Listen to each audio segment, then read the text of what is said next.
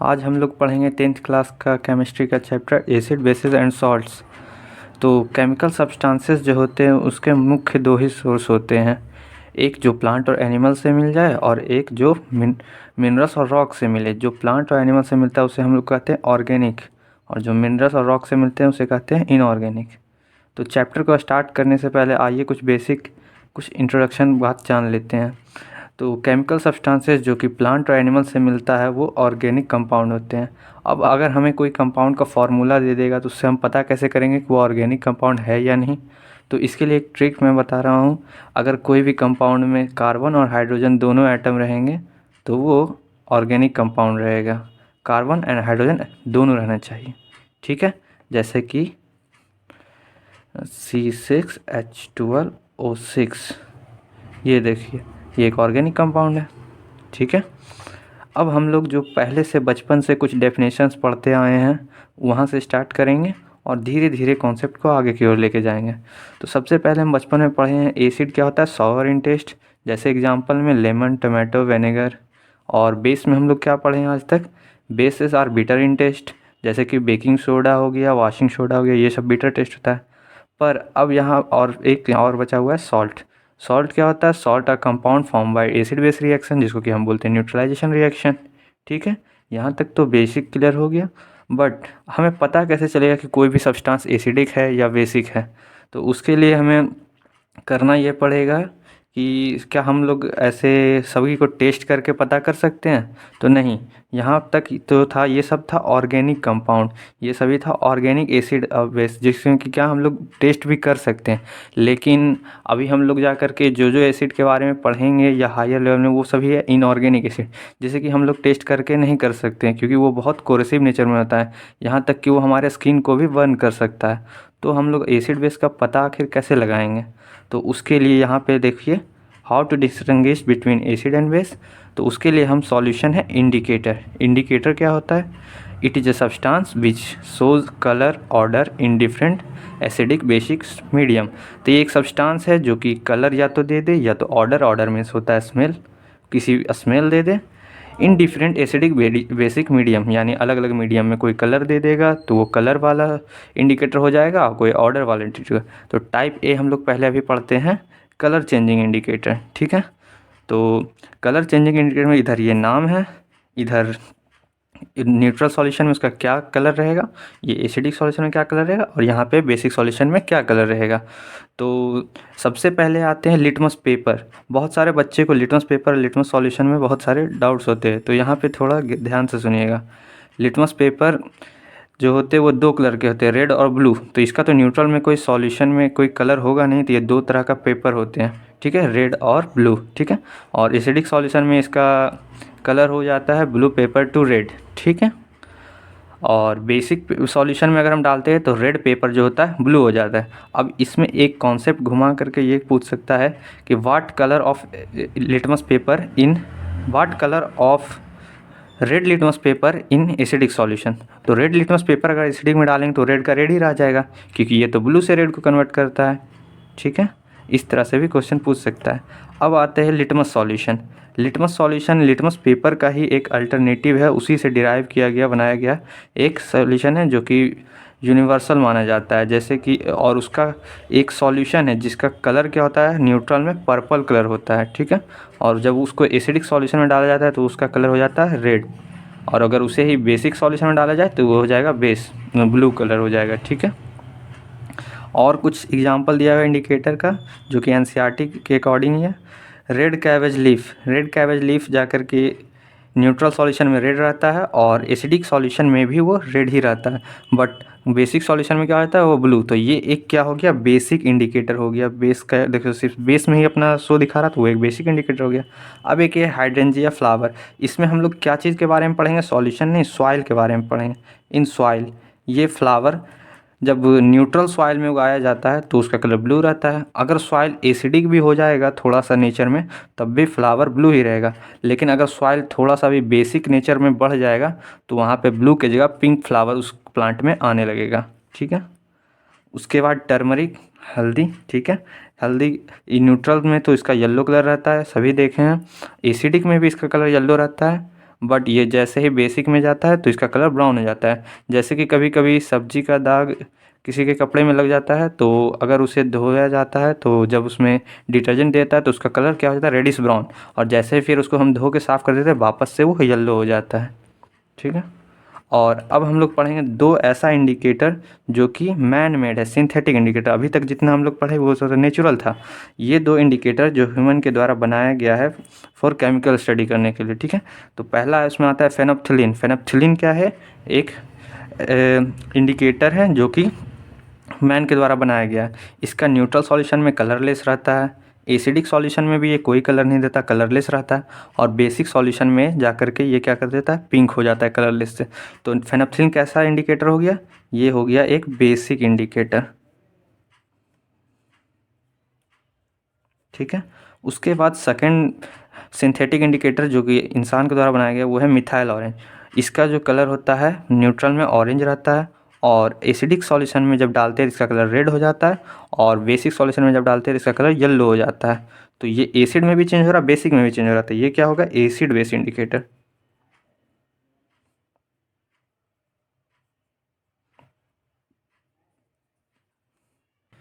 चलिए अब type B का देखते हैं इंडिकेटर, जिसे कहते हैं ओल्फैक्टरी इंडिकेटर। ओल्फैक्टरी इंडिकेटर एक ऐसा इंडिकेटर है जो कि ऑर्डर दे दे डिफरेंट टाइप ऑफ सॉल्यूशन में। Odour means smell. ठीक है। तो इसमें 3 पढ़ना है एनसीईआरटी के अकॉर्डिंग। फर्स्ट है ओनियन ऑर्डर्ड क्लॉथ स्ट्रिप।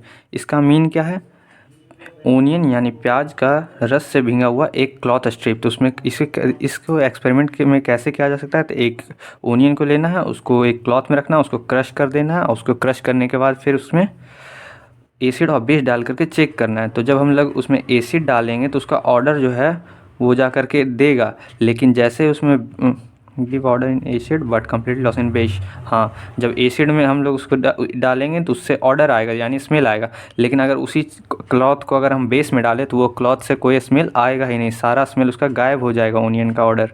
ठीक है। तो ये एक ऑर्डर वाला इंडिकेटर हो गया। सेकंड में आता है वैनिला एसेंस। इसमें भी उससे सिमिलर ही चीज़ होता है, जैसे कि एसिड में इसका स्मेल आता है लेकिन लॉस हो जाता है क्या चीज़ में, बेस में। ठीक है। तीसरा है clove oil. Clove means long होता है। तो क्लॉव ऑयल क्या करता है, डिफरेंट स्मेल देता है, एसिड में भी अलग स्मेल देता है और बेस में भी अलग स्मेल देता है। ठीक है। अब हम लोग पढ़ेंगे जनरल प्रॉपर्टीज़ ऑफ एसिड। तो जनरल प्रॉपर्टीज़ ऑफ एसिड से पढ़ने से पहले एक हम डेफिनेशन पढ़ लेते हैं जो एक साइंटिस्ट के द्वारा दिया गया है एसिड का। Arrhenius acid definition. ये अरेनियस एक साइंटिस्ट का नाम है। इनके अनुसार acid are substances which give H+ ion in aqueous solution और इन वाटर। मतलब कि एसिड एक ऐसा सब्सटेंस है जो कि एक्वस सॉल्यूशन में या फिर वाटर में अपना H+ आयन दे देता है। तो अगर वो ऐसा कोई सब्सटेंस है जो वाटर में या फिर एक्वस सॉल्यूशन में अपना H+ आयन देगा तो वो एसिड हो जाएगा। ठीक है। जैसे कि हम देख सकते हैं HCl को अगर हम वाटर में डालते हैं तो H+Cl- होता है। उसी प्रकार से H2SO4 को अगर हम पानी में डालेंगे तो क्या होगा, 2H+ SO4 2-। ठीक है। देखिए H+ आयन दे रहा है दोनों। ठीक है। अब चलिए हम प्रॉपर्टीज़ की बात कर लेते हैं। तो कुछ प्रॉपर्टी तो हम पहले ही पढ़ चुके हैं तो उसे भी एक बार रिवाइज कर लेते हैं। तो जनरल प्रॉपर्टीज़ ऑफ एसिड में देखेंगे उसका क्या है, सोअर टेस्ट है। ठीक है। उसके बाद क्या था, ये लिटमस पेपर को चेंज करता है ब्लू से रेड में। ठीक है। और मिथाइल ऑरेंज को ये रेड में कन्वर्ट कर देता है एसिड। ठीक है। ये 3 प्रॉपर्टी तो पढ़ चुके हैं पहले ही। फोर्थ प्रॉपर्टी है कोरोसिव नेचर। तो acid are corrosive in nature. इसका मीन्स क्या होता है, it produces burning sensation on skin और क्लॉथ। यानी ये स्किन को बर्न करने का क्षमता रखता है, यहाँ तक कि क्लॉथ को भी ये बर्न कर सकता है। और फिर आते हैं फिफ्थ प्रॉपर्टीज़ में, they attack on metal surfaces. ये मेटल के सरफेस पे अटैक करता है। इसका एक एग्जांपल, जैसे कि हम लोग पिकल अचार बनाते हैं तो उसे मेटल के बर्तन में नहीं रख सकते, वरना क्या होता है उससे जा कर के वो रिएक्ट करके उसको पॉइजनस तक बना सकता है। इसीलिए हमको अचार को कभी भी मेटल वाले में नहीं, शीशा के जाम में रखना चाहिए। 6 property, acid reacts with metal. ठीक है। अब यहाँ पे देखते हैं एसिड जब मेटल से रिएक्ट करता है तो क्या होता है, मेटल प्लस एसिड अगर रिएक्ट करता है तब metal salt plus hydrogen gas बनता है। तो अगर हम लोग को ऐसा देखा जाए तो ये तो हम लोग पढ़े हुए हैं, ये एक तरह से देखा जाए तो ये डिस्प्लेसमेंट रिएक्शन है जो हम लोग केमिकल रिएक्शन में पढ़े हैं। ये एक डिस्प्लेसमेंट रिएक्शन है जिसमें कि हाई एक्टिव मेटल क्या करते हैं, कोई एसिड में से H+ को हटा करके खुद को अपने आप उस जगह पे ले आ जाते हैं। जैसे कि देख सकते हैं जिंक, जो कि यहाँ पे ये है रिएक्टिविटी सीरीज, इसका हम लोग यूज करके क्या करते थे, डिस्प्लेसमेंट रिएक्शन। तो जैसे कि जिंक क्या है, हाइड्रोजन से ऊपर है, यहाँ पे देखिए जिंक है, ठीक है। ये सीरीज ऐसे है, फिर आधा इधर है, ये पूरा सीरीज ऐसे है, इधर ऐसे फिर इधर से, ठीक है। तो जिंक जो है इससे हाइड्रोजन से पहले आता है, तो जिंक क्या करेगा, हाइड्रोजन को रिप्लेस कर देगा। तो ये बन जाएगा क्या, ZnCl2 + H2 गैस, ठीक है। गैस को हम लोग ऊपर के एरो से दिखाते हैं, ठीक है। अगर H2SO4 के साथ करें तो क्या बनेगा, तो फिर देखिए ZnSO4, यहाँ पे भी जा करके क्या होगा, डिस्प्लेसमेंट रिएक्शन होगा, simple displacement reaction plus H2 gas, सभी में H2 गैस निकलेगा। K के साथ करें तो इसमें भी सेम होगा, KCl + H2 गैस। अगर हम Ca के साथ, कैल्शियम के साथ करें तो कैल्शियम भी एक्टिव मेटल है, ये भी रिएक्ट कर जाएगा, तो ये भी हो जाएगा CaCl2 + H2 गैस, ठीक है।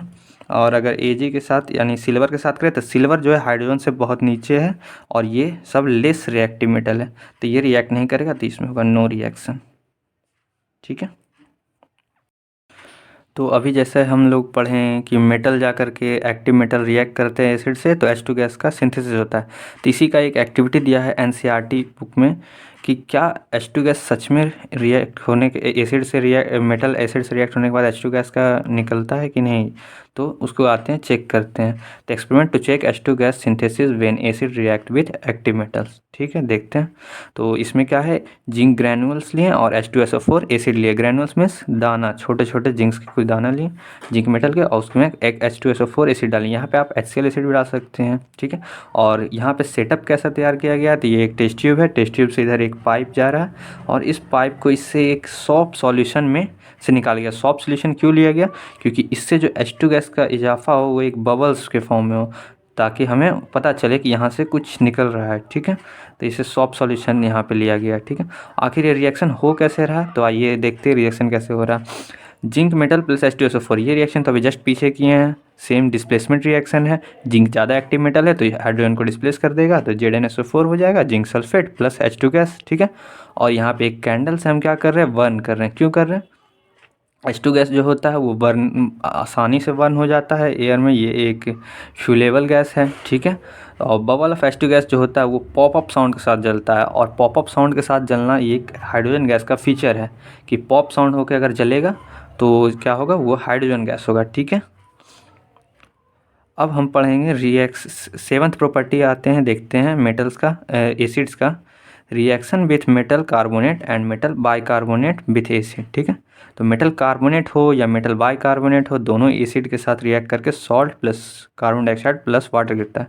और आज एक ट्रिक बताता हूँ, कार्बोनेट हो या बाइकार्बोनेट हो, दोनों में से रिएक्ट करने के बाद CO2 यानी कार्बन डाइऑक्साइड गैस का इजाफा होता है, ठीक है। आइए कुछ इस पे रिएक्शन करके देखते हैं। तो आइए देखते हैं सॉल्व करके।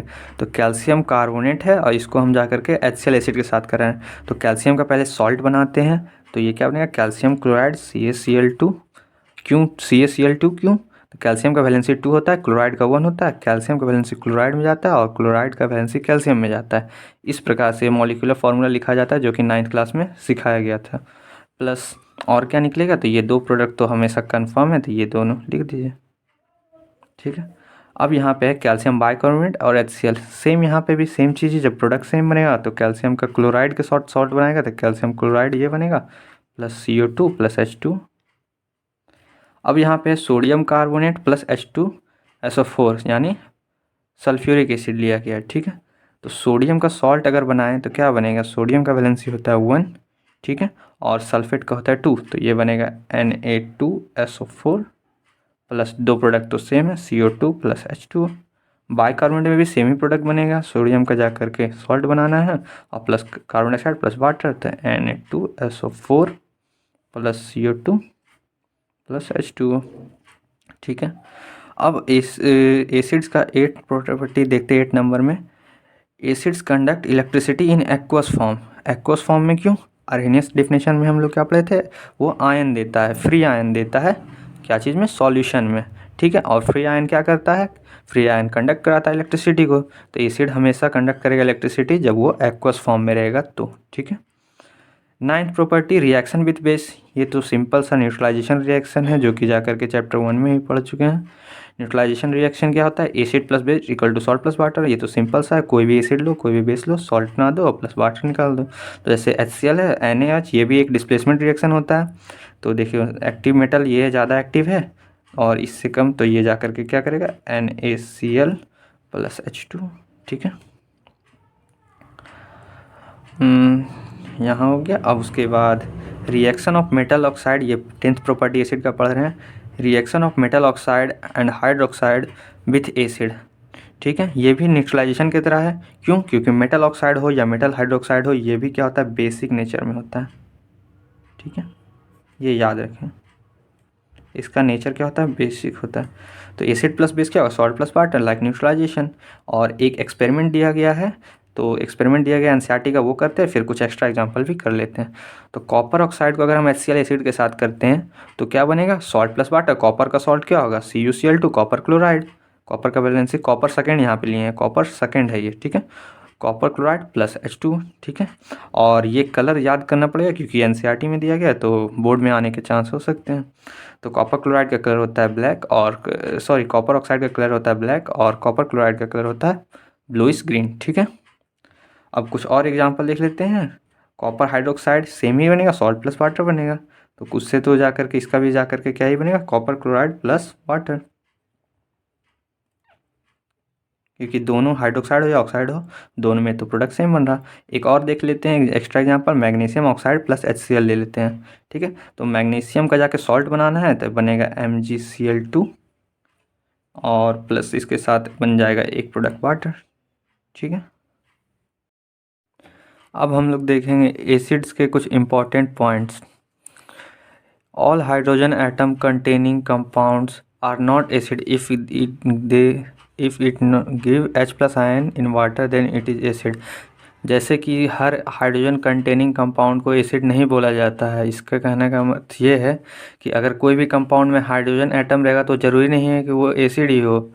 वो एसिड तभी होगा जब वो वाटर में डिसोसिएट होकर के H प्लस आयन दे, जैसे कि C6H12O6। ये एक ऑर्गेनिक कंपाउंड, ये वाटर में जाने के बाद टूटता नहीं है और H प्लस आयन नहीं देता है, तो ये एक एसिड नहीं होगा। ठीक है, acid dissociate to give H plus ion in presence of water, therefore it's only act in presence of water. तो नेक्स्ट पॉइंट में बोल रहा है कि एसिड का एसिड वाला रूप तभी दिखता है जब वो वाटर में मौजूद होता है। तो H प्लस आयन क्योंकि वो वाटर के ही मौजूदगी में देता है, तभी इसीलिए वो एसिड की तरह बिहेव करेगा जब वो वाटर में रहेगा। तो अगर एसिड वेपर के फॉर्म में रहेगा या सॉलिड के फॉर्म में रहेगा तो वो एसिड की तरह बिहेव नहीं करेगा। और इसका पता कैसे कर सकते हैं, तो जैसे कि लिक्विड फॉर्म में रहेगा एसिड तो उसमें जा कर के लिटमस पेपर पे वो टेस्ट दे देगा या फिर लिटमस सॉल्यूशन पे टेस्ट दे देगा, लेकिन जब वेपर के फॉर्म में रहेगा तो उस पर कोई भी टेस्ट नहीं देगा। ठीक है, और नेक्स्ट इम्पॉर्टेंट पॉइंट में आता है, for dilution of acid always add acid into water.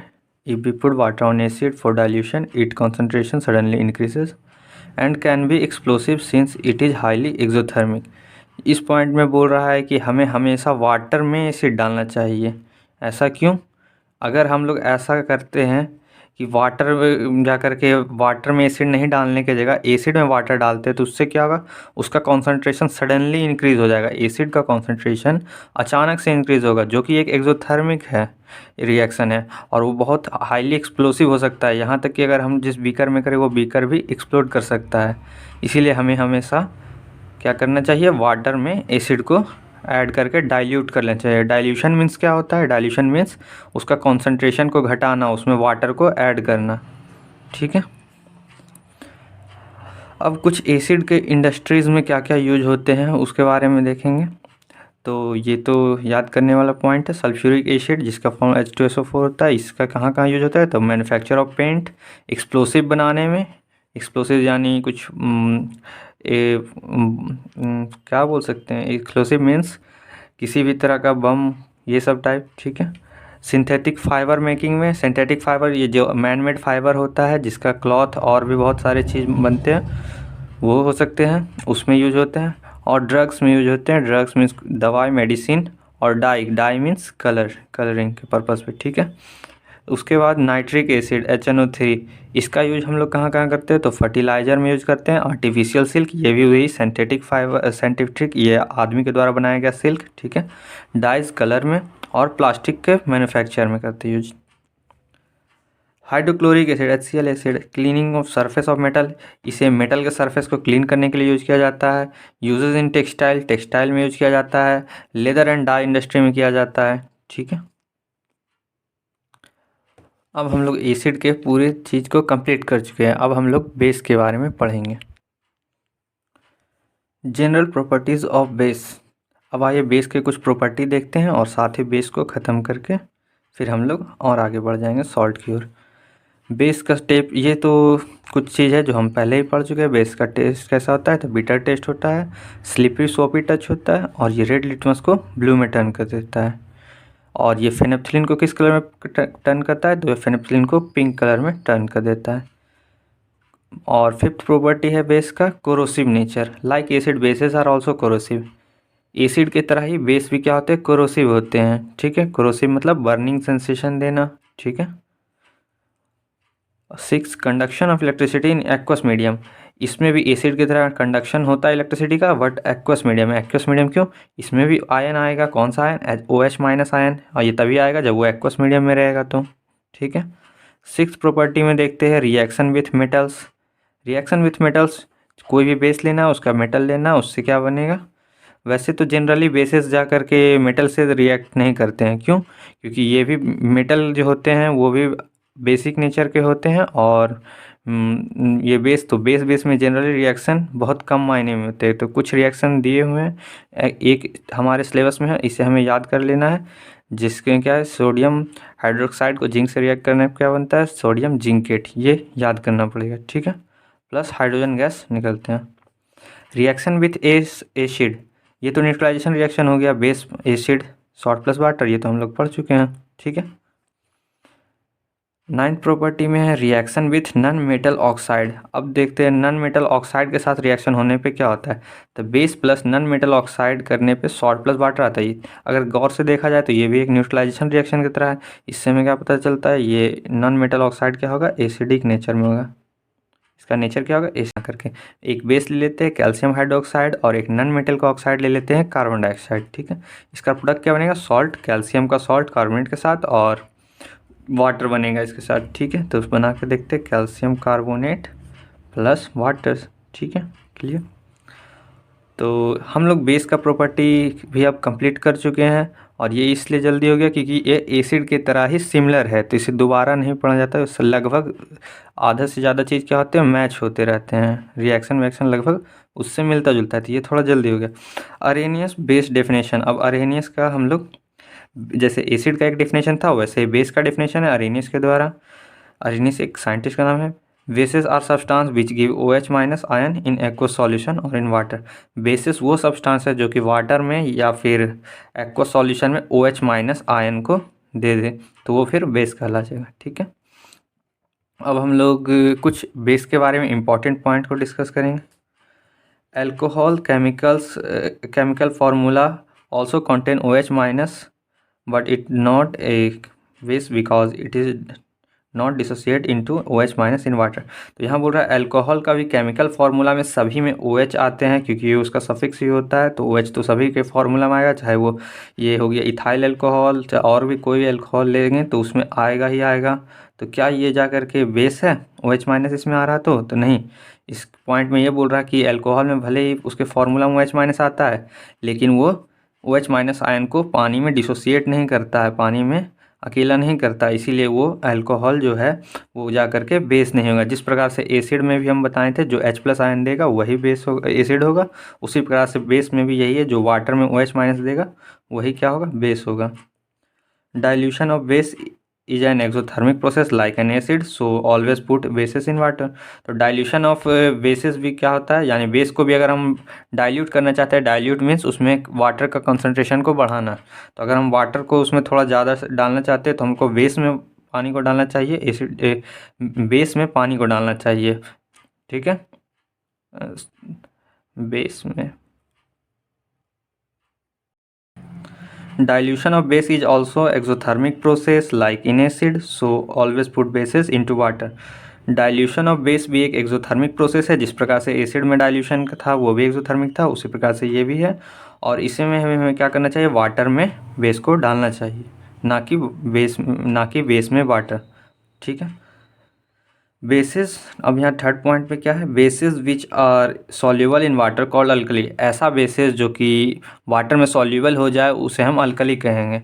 और अब अगर हम कहें कि हमें पता कैसे चलेगा कौन सा बेस वाटर में सॉल्युबल होगा या नहीं होगा, तो ग्रुप 1 एलिमेंट, पीरियोडिक टेबल के ग्रुप 1 में एलिमेंट जिसे बोलते हैं अल्कली मेटल्स, उसके सारे ऑक्साइड और हाइड्रोक्साइड बनाते हैं, यानी उसके सारे ऑक्साइड क्या करते हैं, उसके सारे ऑक्साइड जो है वो पानी में सॉल्युबल हैं, तो वो क्या हो गए, अल्कली होंगे। ठीक है, ग्रुप 1 एलिमेंट। ठीक है, पीरियोडिक टेबल के ग्रुप 1 एलिमेंट जो है वो सारे के सारे अल्कली मेटल्स, वो सभी क्या है, वाटर में सॉल्युबल बेसिस है। ठीक है। अब हम कुछ कॉमन बेसिस का यूज देख लेते हैं। सोडियम हाइड्रोक्साइड बेस, इसका कॉमर्शियल नेम कॉस्टिक सोडा। इसे हम केमिकल फार्मूला इसका NaOH होता है, इसको हम सॉप और आर्टिफिशियल फाइबर में यूज करते हैं। पोटेशियम हाइड्रोक्साइड, इसका केमिकल कॉमर्शियल नेम है कॉस्टिक पोटास, केमिकल फार्मूला इसका KOH होता है, ये सॉफ्ट सोप में यूज होते हैं। कैल्शियम हाइड्रोक्साइड, इसका कॉमर्शियल नेम सार्कलाइम है, इसका फार्मूला CaOH होल ट्वाइस है।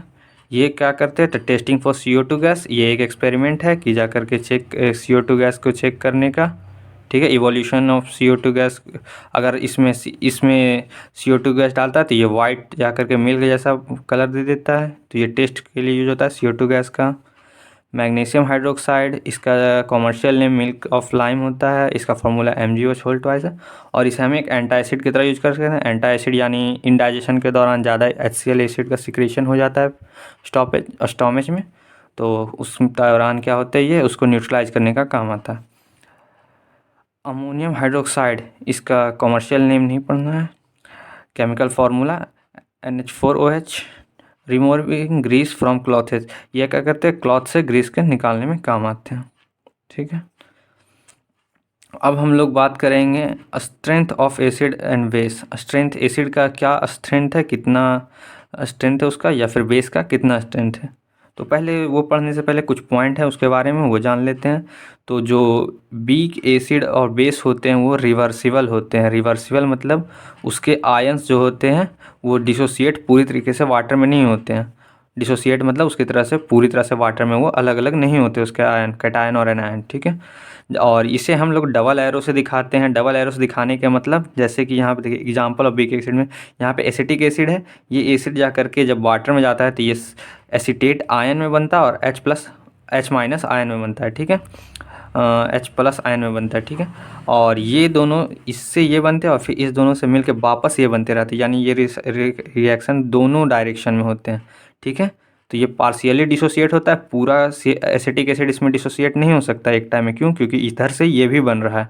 ठीक है, और स्ट्रॉन्ग एसिड और बेस जो होते हैं वो इरिवर्सिबल होते हैं। इरिवर्सिबल रिएक्शन को हम लोग सिंगल एरो से दिखाते हैं, और इसका मतलब होता है fully dissociate in water. Fully dissociate in water मतलब पूरी तरह से क्या होगा, ये वाटर में घुल जाएगा। जैसे इसका एक एग्जांपल देख लेते हैं, HCl + H2O, तो एक सिंगल एरो रिएक्शन होता है H+ Cl-। ठीक है, और ये हम एक वीक बेस का भी दिए हुए हैं और वीक एसिड का भी, दोनों का एग्जांपल दिए हुए हैं। दोनों में देखिए क्या हो रहा है, यहाँ पे अमोनियम हाइड्रोक्साइड को वाटर में ले रहे हैं, तो ammonium ion plus hydroxide ion, और ये भी वापस इधर से बनेगा, यानी ये भी वीक बेस हो या वीक एसिड हो रिवर्सिबल रिएक्शन करेगा। और अगर ये स्ट्रॉन्ग एसिड बेस हो तो वो क्या होगा,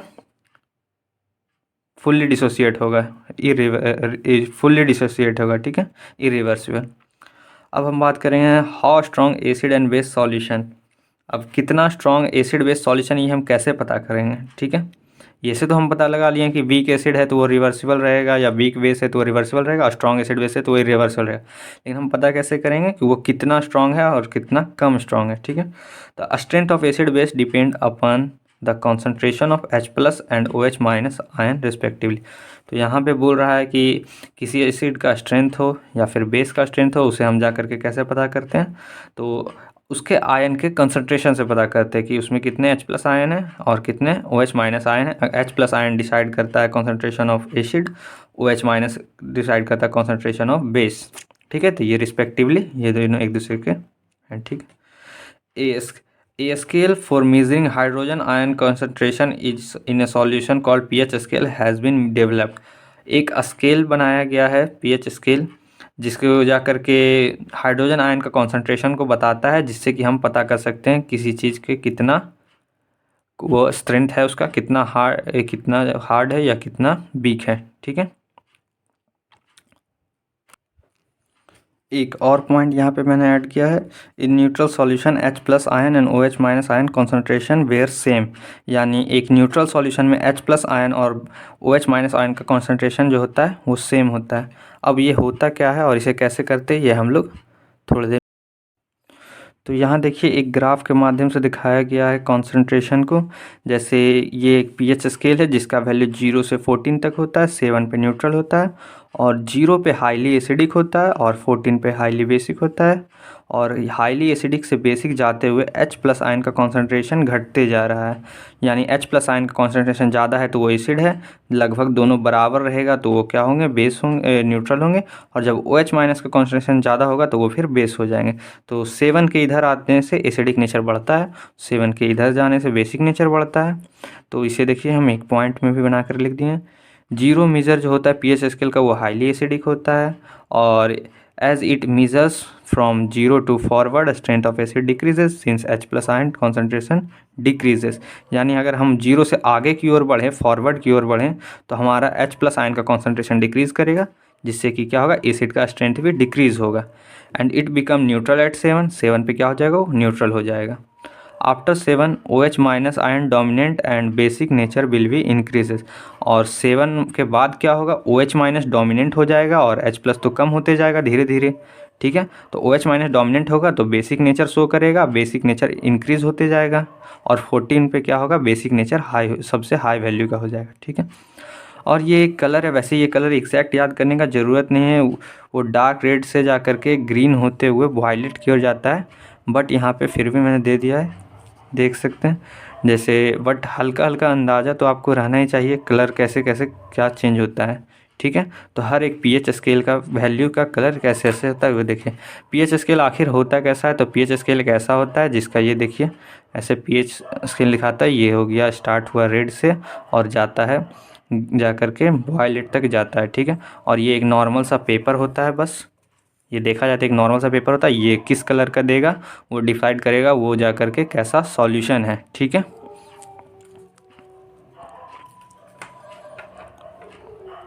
सम important point pH you must remember. अब देखिए इसमें से कुछ इंपॉर्टेंट पीएच पॉइंट है जो आपको रिमेंबर करना है। ठीक है, जो जो स्टार किए वो तो ज़्यादा ज़रूरी है, तो वो सबको एक बार देख लीजिएगा आप पीएच पॉइंट और उसे याद कर लीजिएगा। ठीक है, यहाँ पे 1 मोलर NaOH मतलब 1 मोल कॉन्सेंट्रेशन का NaOH, 1 मोल कॉन्सेंट्रेशन का HCl। ठीक है। Importance of pH in daily life. अब पीएच का क्या रोल है डेली लाइफ में हम वो पढ़ेंगे। Soil need a fix pH range for healthy growth. किसी भी सॉइल में प्लांट तभी ग्रो करेगा जब वो एक फिक्स पीएच रेंज में रहेगा तो। ठीक है, उससे ज़्यादा या कम होगा तो उस प्लांट पे असर पड़ेगा। सेकंड, पीएच इन डाइजेस्टिव सिस्टम। देखते हैं पीएच का क्या रोल है डाइजेस्टिव सिस्टम में। It produces high concentrated HCl acid 1.2 pH, यानी हमारे पेट में डाइजेशन के लिए 1.2 पीएच का यानी highly acidic acid HCl secrete होता है। ठीक है, और यहाँ पे एक पॉइंट दिखाया गया कि अगर हम लोग को इंडाइजेशन होता है, इंडाइजेशन के टाइम क्या होता है, HCl एसिड का सिक्रेशन इंक्रीज हो जाता है। तो सिक्रेशन इंक्रीज से क्या होता है, हमें जाकर के हमें पेट में दर्द हो जाता है, पेन हो जाता है, क्योंकि जाकर के एसिड का सिक्रेशन बढ़ जाता है। तो हमें उस टाइम क्या करते हैं, कंज्यूम करते हैं बेस, एक मिल्ड बेस का कंज्यूम करते हैं, जैसे कि मिल्क ऑफ मैग्नीशिया ले लेते हैं, ताकि वो जो एसिड का सिक्रेशन बढ़ गया उसको क्या कर दे, न्यूट्रलाइज कर दे। ठीक है, थर्ड पॉइंट बोल रहा है हमारा माउथ का पीएच जो है वो अगर 5.5 से कम होगा तो हमारे इनेमल जो होगा टूथ में, उसमें जा कर के क्या होगा, कैविटी बनने लगेगा। जैसे कि पहले इनेमल होता क्या था, ये हमारे टूथ बॉडी का हार्डेस्ट सब्सटेंस होता है और टूथ का दांत का सबसे ऊपर का लेयर होता है, जो कि बना हुआ था कैल्शियम हाइड्रोक्सी पेटाइट का बना हुआ होता है। ठीक है, और अगर इसका पीएच घटता है तो जा कर के उससे टूथ डिके हो सकता है, ठीक है। यानी उसका पीएच जब कम होता है तो वो टूथ का ऊपर का लेयर को कोरोडेड कर देता है, ठीक है। और ये होता कैसे है, तो पीएच कम होता है तो एसिडिक नेचर बढ़ जाता है, एसिडिक नेचर बढ़ जाता है जिससे क्या होता है, इनेमल डीके होने लगता है।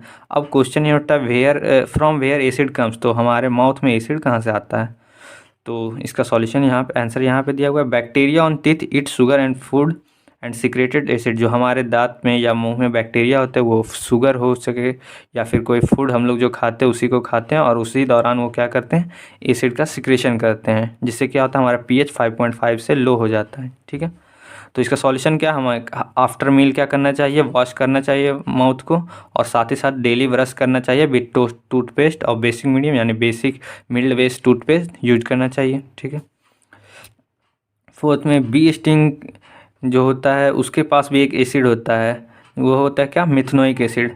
तो अगर हम लोग को कोई बी स्टिंग करता है तो हमें क्या होता है, बर्निंग सेंसेशन और इरिटेशन होता है।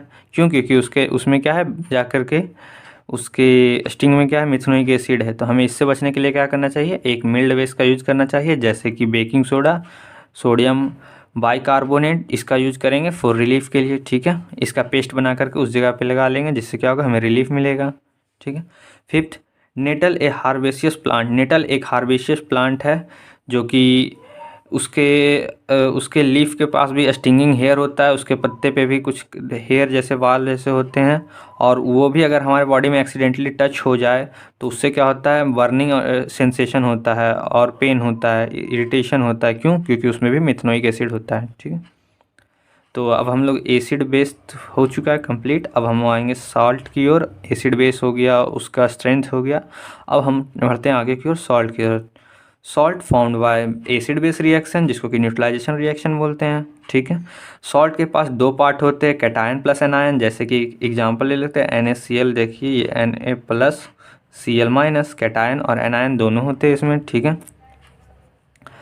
आइडेंटिफाई, अब हम कैसे पता करेंगे कि सॉल्ट है ये या नहीं है, कोई कंपाउंड दे दिएगा तो हम पता कैसे करेंगे। तो देखो, ग्रुप 17 एलिमेंट नेम हेलोजन, जो ग्रुप 17 का एलिमेंट होते हैं उसको हेलोजन बोलते हैं। हेलोजन को शॉर्ट में हम लोग एक्स से रिप्रेजेंट करते हैं।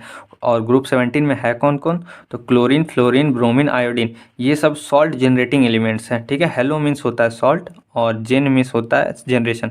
तो अगर किसी कंपाउंड में ये सभी आ गया, एलिमेंट आ गया, तो वो सॉल्ट हो जाएगा। जैसे NaCl हो गया, ठीक है, CaCl2 हो गया, ठीक है। तो ये सभी कंपाउंड जो आ जाएंगे वो क्या हो जाएंगे, सॉल्ट हो जाएंगे। और क्या, कहाँ सॉल्ट पता चलेगा, तो जनरली मेटल सल्फेट हो गया या मेटल नाइट्रेट हो गया या मेटल कार्बोनेट हो गया, ये सभी सॉल्ट होता है। जैसे ये देखो, ये एक मेटल सल्फेट है, पोटेशियम सल्फेट, ये है sodium sulphate, calcium sulphate, magnesium sulphate, copper sulphate, ये सभी देखो सल्फेट क्या है, सॉल्ट है। और क्लोराइड, इसमें देखो ये हेलोजन आ गया तो ये भी एक सॉल्ट है, ठीक है। और मेटल नाइट्रेट भी क्या होते हैं, सॉल्ट होते हैं, तो ये देखो मेटल नाइट्रेट भी एक सॉल्ट है। सोडियम कार्बोनेट, ये देखिए यहाँ पे मेटल कार्बोनेट जनरली सॉल्ट होते हैं तो ये भी सॉल्ट दिया हुआ है।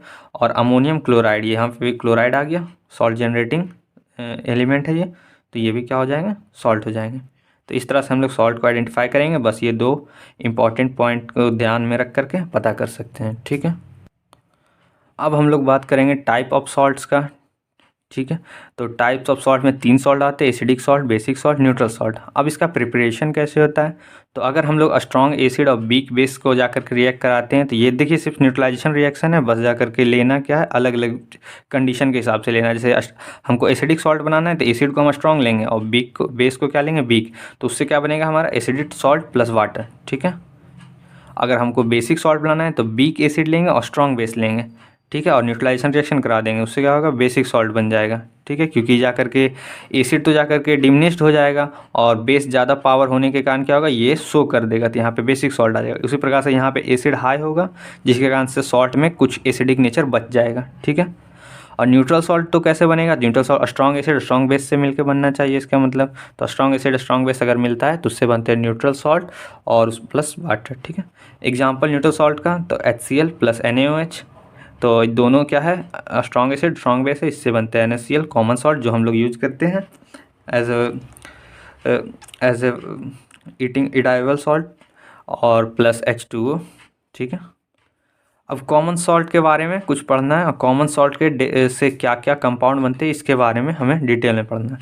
तो कॉमन सॉल्ट क्या है? तो ये raw material for chemical reaction है। ये कॉमन सॉल्ट एक रॉ मटेरियल है बहुत सारे केमिकल रिएक्शन के लिए। इसका यूज करके हम सोडियम हाइड्रोक्साइड बना सकते हैं, बेकिंग सोडा बना सकते हैं, वॉशिंग सोडा बना सकते हैं, ब्लीचिंग पाउडर, ये सभी बना सकते हैं। और अभी हम सभी को ये सभी चीज़ किस प्रकार से बना सकते हैं ये भी पढ़ना है, ठीक है। तो सबसे पहले देखते हैं इससे सोडियम हाइड्रोक्साइड कैसे बनाते हैं। तो when electricity is pass through an aqueous solution of NaCl called brine, it decomposes to form NaOH. This process called core alkali process. तो जब पहले यहाँ देखते हैं ये ब्राइन क्या है, तो ब्राइन सॉल्ट का सॉल्यूशन को यानी नमक का घोल पानी में जो होता है उसी को हम ब्राइन बोलते हैं, ठीक है। और ये कैसे बनेगा सोडियम हाइड्रोक्साइड, तो उसके लिए देखते हैं। तो जब हम लोग इलेक्ट्रिसिटी को पास करते हैं सोडियम क्लोराइड के एक्वस वाले मीडियम, एक्वस मतलब पानी में घुला हुआ सोडियम क्लोराइड जिसको हम ब्राइन बोलते हैं, उसमें इलेक्ट्रिसिटी को पास करते हैं तो जा कर के क्या होगा, उससे क्या होगा, सोडियम हाइड्रोक्साइड बनेगा प्लस क्लोरीन गैस बनेगा प्लस H2O गैस निकलेगा। और इस प्रोसेस को हम बोलते हैं क्लोर एल्कली प्रोसेस। अब ऐसा नाम क्यों दिया गया इसका क्लोर एल्कली प्रोसेस? तो क्लोर मीन्स क्लोरीन, यहाँ देखिए क्लोरीन गैस का सिंथेसिस हो रहा क्लोरीन।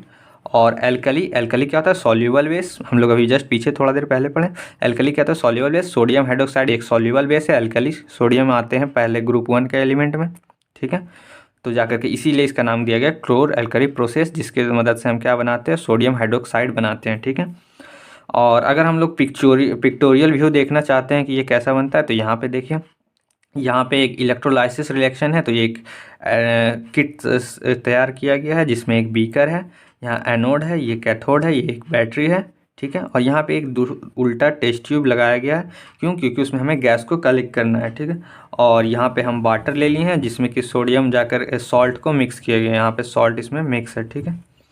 और अब हम लोग जब हम करंट का सप्लाई ऑन करेंगे तो होगा क्या, क्लोरीन गैस का सिंथेसिस, क्लोरीन गैस जो होगा वो एट एनोड पे आके जमा हो जाएगा, और हाइड्रोजन गैस जो है वो कैथोड वाले टेस्ट ट्यूब में आके जमा हो जाएगा, ठीक है।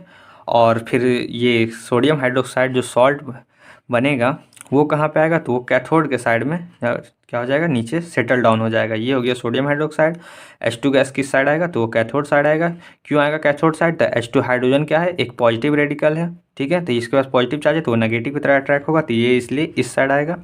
क्लोरीन क्या है, क्लोरीन एक इलेक्ट्रोनेगेटिव एलिमेंट है, तो क्लोरीन एक इलेक्ट्रोनेगेटिव एलिमेंट है तो वो पॉजिटिव की तरफ अट्रैक्ट होगा, तो क्लोरीन गैस इस साइड एनोड पे क्या होगा, निकलना शुरू हो जाएगा। और इसे हम वो एक उल्टा टेस्ट ट्यूब करके कलेक्ट भी कर सकते हैं, ठीक है। अब सेकेंड पॉइंट हम देखते हैं ब्लीचिंग पाउडर कैसे बना सकते हैं, ठीक है। तो क्लोरीन गैस जो कि अभी हम लोग जस्ट क्लोर एल्कली प्रोसेस में निकला, उसी का यूज करके हम क्या कर सकते हैं, ब्लीचिंग पाउडर को भी बना सकते हैं। तो जब साल्ट लाइम यानी कैल्शियम हाइड्रोक्साइड में हम लोग क्लोरीन गैस को पास कराते हैं तो उससे बन जाता है ब्लीचिंग पाउडर, जिसका फॉर्मूला होता है कैल्शियम CaOCl2, ठीक है। ये एक ब्लीचिंग पाउडर का फॉर्मूला है। अब ब्लीचिंग पाउडर का यूज क्या है वो पढ़ते हैं, ये भी हमारे सिलेबस में है। तो ब्लीचिंग पाउडर का यूज करते हैं कॉटन, लिनन, टेक्सटाइल इंडस्ट्री में, उसको ब्लीच करने के लिए, इसको साफ़ करने के लिए। और ब्लीचिंग वॉश क्लॉथ है, यानी क्लॉथ को भी वॉश करने के लिए उसको ब्लीच करते हैं, ठीक है। Using as oxidising agent in many chemical industries. अब ये ऑक्सीडाइजिंग एजेंट की तरह काम किया जाता है बहुत सारे केमिकल इंडस्ट्रीज़ में, या फिर केमिकल रिएक्शन में भी बोल सकते हैं। तो ऑक्सीडाइजिंग एजेंट आखिर होता क्या है, तो ऑक्सीडाइजिंग एजेंट यानी एक ऐसा है जो कि खुद जा करके अपना इलेक्ट्रॉन दूसरे को दे करके खुद रिड्यूस हो जाएगा और दूसरे को ऑक्सीडाइज करा देगा, ठीक है। For disinfecting drinking water. और क्लोरीन ब्लीचिंग पाउडर को हम लोग इसलिए भी यूज करते हैं कि वो वाटर को डिसइंफेक्ट कर दे यानी जर्म फ्री बना दे, ठीक है। क्लोरीन ब्लीचिंग पाउडर को आप भी सुने होंगे कि जब गवर्नमेंट के द्वारा उसे छिड़काया जाता है जिससे कि क्या हो, एरिया जर्म फ्री बने, नाला वाला का जर्म्स क्या है सभी मर जाए, ठीक है। अब उसके बाद देखते हैं बेकिंग सोडा, ठीक है। ये भी एक जाकर के कॉमन सॉल्ट का रॉ मटेरियल से बना हुआ प्रोडक्ट है। देखो, it is a product using produce using NaCl as a raw material. ये भी एक प्रोडक्ट है जो कि NaCl को यूज करके बनाया गया है। कैसे बनाया गया है देखते हैं। तो सॉल्ट लिया है NaCl plus H2O plus carbon dioxide plus ammonia, और इसका दो प्रोडक्ट बनेगा, सोडियम बाइकार्बोनेट याद करना पड़ेगा ये वाला रिएक्शन, और प्लस सोडियम क्लोराइड, ठीक है, अमोनियम क्लोराइड। तो सोडियम बाइकार्बोनेट का ही नाम होता है बेकिंग सोडा, ठीक है। और इसके अब हम कुछ यूज पढ़ेंगे, रिएक्शंस याद करने पड़ेंगे। Uses, use in kitchen for making crispy food, इसका हम यूज़ करते हैं किचन में क्रिस्पी फूड बनाने के लिए। कैसे क्रिस्पी फूड बनते हैं, तो आखिर इसके साथ होता क्या है, तो सोडियम कार्बोनेट का जब हम लोग हीट करते हैं तो जाकर के sodium carbonate plus water plus CO2 gas release होता है। ये CO2 गैस जो होता है ये रीजन होता है उसको क्रिस्पी बनाने के लिए, क्योंकि उसमें अंदर क्या कर देता है, ये फूड के अंदर बबल्स बना देता है। बबल्स बनने के कारण क्या हो जाता है, वो क्रिस्पी हो जाते हैं, ठीक है। और सोडियम बेकिंग सोडा का क्यों यूज होता है, बेकिंग सोडा का और क्या यूज होता है, तो सेकंड यूज होता है उसका बेकिंग पाउडर बनाने के लिए, बेकिंग सोडा से बेकिंग पाउडर बनाने के लिए। अब बेकिंग पाउडर क्या होता है, हाँ ये क्या होता है, तो बेकिंग पाउडर होता है sodium bicarbonate plus mild acid, कोई भी एक mild acid, edible acid, edible मतलब जो खाने योग्य एसिड हो, उसको अगर हम ऐड कर दे बेकिंग सोडा में तो वो बन जाएगा बेकिंग पाउडर। जैसे कि एक टैट्रिक एसिड है जो कि पाया जाता है, टैट्रिक एसिड है जो कि इमली में पाया जाता है। इसको और हम कैसे यूज कर सकते हैं, तो इसको एज ए एंटा एसिड यूज कर सकते हैं। एंटा एसिड क्या होता है, अभी जस्ट हम लोग डिस्कस किए हैं, जब क्या हो जाता है इंडाइजेशन के दौरान HCl एसिड का सिक्रेशन ज़्यादा होता है तब हम लोग एक मिल्ड बेस का यूज करते हैं। ये भी एक मिल्ड बेसिक होता है और नॉन कोरोसिव भी होता है, ठीक है। नॉन कोरोसिव यानी इससे हमारे स्किन को कोई नुकसान भी नहीं पहुँचेगा, ठीक है। और इसका यूज कैसे करते हैं, तो use in soda acid fire extinguisher, इसे एक फायर एक्सटिंग्विशर में भी यूज करते हैं, ठीक है। अब हम लोग पढ़ेंगे नेक्स्ट वॉशिंग सोडा, ठीक है। ये कैसे बनाते हैं, तो ये हम बनाते हैं recrystallisation of sodium carbonate gives washing soda, ये एक बेसिक सॉल्ट, ठीक है। तो यहाँ बोल रहा है रिक्रिस्टलाइजेशन अगर हम कर दे सोडियम कार्बोनेट को तो उससे क्या बन जाएगा, वॉशिंग सोडा। ये अभी जा कर के किस फॉर्म में है, तो ये अभी जा कर के है अनहाइड्रेटेड फॉर्म में है, ये है अभी अनहाइड्रेटेड फॉर्म में,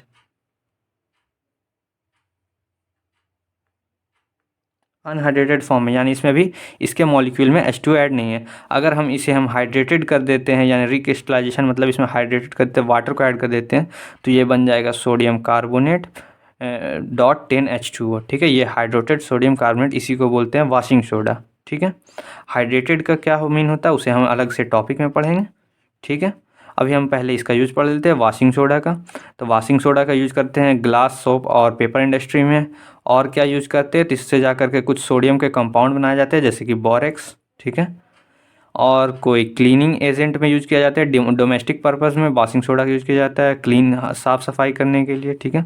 और ये परमानेंट हार्डनेस ऑफ वाटर को भी रिमूव करता है, ठीक है। अब यहाँ पे हार्डनेस ऑफ वाटर मीन्स क्या, हार्डनेस ऑफ वाटर मीन्स कुछ ऐसा वाटर होते हैं जिसमें मिनरल्स का क्वालिटी मिनरल्स उसमें हद से ज़्यादा होते हैं, तो उसका आंसर क्या होता है, उसमें सोप अपना बबल्स नहीं फॉर्म कर पाते, तो उसमें हम हार्ड डिटर्जेंट का यूज़ करते हैं।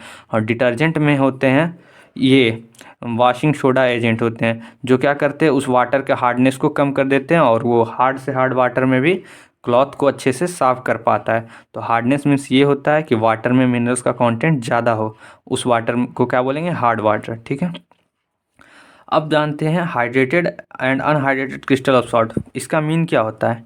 हाइड्रेटेड और anhydrated crystals of salt means, hydrated means ऐसा सॉल्ट मॉलिक्यूल जिसके अंदर वाटर मॉलिक्यूल ट्रैप हो, फंसा हो। और अनहाइड्रेटेड सॉल्ट मीन्स ऐसा सॉल्ट का मॉलिक्यूल जिसमें वाटर का ट्रैप नहीं हो, ठीक है। जैसे कि यहाँ पे देखिए ये एक ट्रैप्ड वाटर मॉलिक्यूल का जा करके सॉल्ट कंपाउंड है, तो ये हाइड्रेटेड सोडियम कार्बोनेट है। और ये अनहाइड्रेटेड जा करके सोडियम कार्बोनेट है, जिसको डायरेक्ट हम सोडियम कार्बोनेट बोल देते हैं, ठीक है। तो इसके बारे में भी हम थोड़ा सा दो डीप एग्जाम्पल में पढ़ेंगे, ठीक है। अब कॉपर सल्फेट जैसा कि आप जानते हैं ब्लू कलर का होता है, और अगर हम इसे ऐसे ही देखें तो वो हमको दिखने में क्या लगेगा, ड्राई लगेगा, ठीक है, सूखा हुआ दिखने में लगता ही है, ठीक है। लेकिन उसमें पता है वाटर कंटेंट रहता है, कहाँ पे रहता है, तो विथिन इट्स मॉलिक्यूल, उसके मॉलिक्यूल के अंदर वाटर मॉलिक्यूल प्रेजेंट रहते हैं उसके मॉलिक्यूल के अंदर, कॉपर सल्फेट के मॉलिक्यूल के अंदर, ठीक है। अगर हम लोग उसको हीट करें या फिर ड्राई करें तो उसका कलर क्या होगा, वाइट हो जाएगा, वाइट मीन्स अनहाइड्रेटेड हो जाएगा, ठीक है। उसका कलर ब्लू से वाइट हो जाएगा अगर हम उसको एक टेस्ट ट्यूब में रख करके उसको हीट करें तो, ठीक है। And if be moist again become blue, अगर उसको हम फिर से हल्का सा उसमें पानी डाल दे 2-3 ड्रॉप या फिर उसको मॉइस्ट कर दे तो वो वापस से क्या हो जाएगा, ब्लू हो जाएगा, यानी हाइड्रेटेड हो जाएगा। हाइड्रेटेड मीन्स उसमें वाटर वापस से उसके मॉलिक्यूल में ट्रैप हो गया, ठीक है। तो यहाँ पे वही देखिए एक्सपेरिमेंट लिखे हैं, कॉपर सल्फेट डॉट 5H2O ये ब्लू कलर का होता है, ये हाइड्रेटेड है, ठीक है। और इसको अगर हम हीट करें तो ये बन जाएगा copper sulphate plus H2O gas vapour बन के निकल जाएगा और ये वाइट कलर का बन जाएगा, ठीक है। अगर इसमें हम 2 ड्रॉप 3 ड्रॉप वाटर डाल दें यानी मॉइस्ट कर दे दोबारा से, तो ये वापस से क्या बन जाएगा CuSO4.5H2। अब यहाँ पे गौर कीजिए तो यहाँ पे .5H2 ही आया वापस से, ठीक है। पानी तो कहीं पे भी कितना भी ऐड हो सकता है, नहीं हो सकता। तो यहीं पे हम नोट पॉइंट करके लिखे हैं, water of crystallisation is fixed number of water molecule present in 1 formula unit of salt, यानी हर एक यूनिट फार्मूला सॉल्ट में एक फिक्स नंबर ऑफ वाटर जा कर के ट्रैप हो सकता है, ठीक है। जैसे कॉपर सल्फेट में 5 जा कर के ड्रॉप का वाटर ट्रैप हो सकता है। और अगला एग्जांपल देखेंगे जिसमें कि देखिए यहाँ पे 2 ड्रॉप ऑफ वाटर क्या हो रहा है, 2 मॉलिक्यूल ऑफ वाटर ट्रैप हो रहा है, ठीक है। ये हो गया यहाँ तक। अब सेकंड देखते हैं, ऑन हीटिंग जिप्सम, जिप्सम एक जाकर के कंपाउंड है जो है कैल्शियम सल्फेट .2H2O, ये एक हाइड्रेटेड कंपाउंड है, हाइड्रेटेड मतलब इसमें वाटर मॉलिक्यूल ट्रैप है, ठीक है। इसको अगर हम लोग हीट करते हैं 373 केल्विन पे, तो ये अपना वाटर लूज़ करता है, वाटर मॉलिक्यूल को लूज़ करता है और ये बना लेता है कैल्शियम सल्फेट हेमीहाइड्राइड। हेमीहाइड्राइड मतलब हाफ हाइड्राइड, यानी वाटर का मॉलिक्यूल तो है लेकिन हाफ ट्रैप है, ठीक है। और इसी का नाम है, कैल्शियम सल्फेट हेमीहाइड्राइड का ही नाम है plaster of Paris. Plaster of Paris तो आप सुनेंगे, प्लास्टर ऑफ पेरिस का यूज कहाँ होता है, तो अगर कहीं पे फ्रैक्चर हो जाता है तो उसको सपोर्ट के लिए यूज करते हैं, और कोई स्मूथ सरफेस बनाना हो या कोई टॉय बनाना हो तो उसमें प्लास्टर ऑफ पेरिस का यूज करते हैं, ठीक है। तो जिप्सम को अगर हम हीट करें 373 केल्विन पे, तो वो जाकर के डाई हाइड्राइड, यहाँ देखो डाई है, डाई हाइड्राइड से हेमी हाइड्राइड बन जाते हैं और उसे हम क्या बोलते हैं, प्लास्टर ऑफ पेरिस। और अगर हम दोबारा से प्लास्टर ऑफ पेरिस को जाकर के पानी में दें तो उससे क्या होगा, फिर से वो हाइड्रेटेड हो जाएगा और वापस से जिप्सम बन जाएगा। तो on mixing with water it again become gypsum hard supporting solid मास, उसको बोलेंगे जिप्सम। जो कि हम जाकर के ऐसे प्लास्टर ऑफ पेरिस लेते हैं, उसको वाटर में मिलाते हैं और उसका एक बैंडेज बना करके अपने बॉडी में डालते हैं जो कि जिप्सम बन जाता है और ये एक हार्ड सॉलिड होता है, ठीक है, सॉलिड हार्ड होता है, इससे हमें सपोर्ट मिल जाता है, ठीक है। तो अब यहाँ पे चैप्टर हमारा एंड होता है।